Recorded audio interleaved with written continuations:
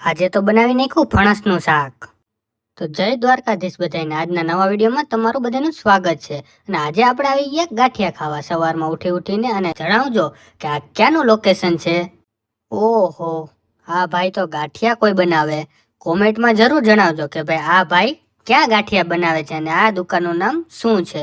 અને જોરદાર ગાંઠિયા બની ગયા, જોઈ લ્યો તમે. ઓહો હો, શું ગાંઠિયા બનાવ્યા. અને સુગંધ તો આખા પાદરમાં આવ્યો. બાકી ઓહો, કાંઈ ઘટે નહીં, જોરદાર ગાંઠિયા બનાવ્યા.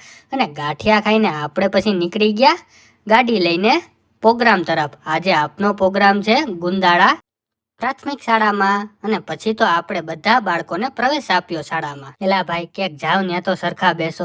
અને પછી મળી ગયા આપણે ગુંદાળા ગામના ફ્રેન્ડ લોકોને ખૂબ જ મજા આવી મારી સાથે.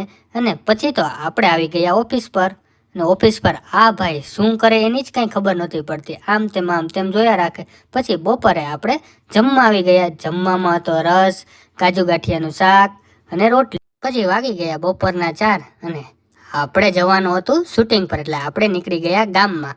અને આપણે આજે શૂટિંગ કરવાનું હતું મયુર મેગા મોલનું.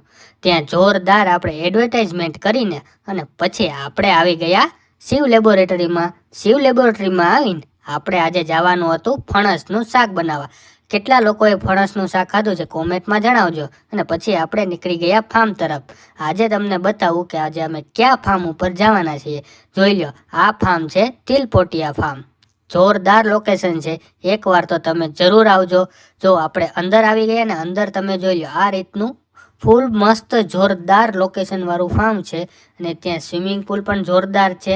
અને હિંચકા છે, કેન્ટીન છે, રૂમ સરસ મજાના છે.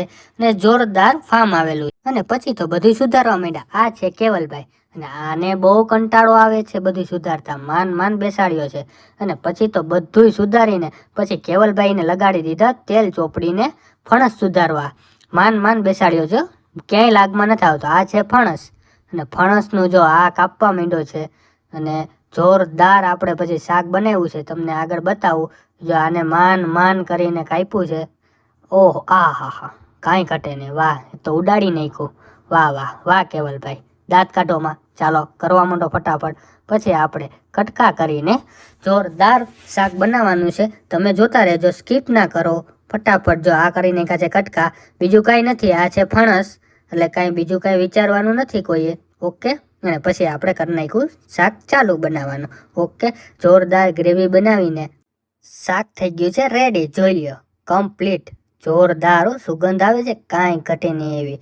બાકી 1 નંબર ફણસનું શાક બનાવ્યું છે, કાંઈ ઘટે નહીં. પછી બેસી ગયા અમે જમવા માટે. હા, જોરદાર મજા આવી. રોટલી સાથે અમે આજે ફણસનું શાક જમ્યા, બધા ભાઈબંધો મિત્રો.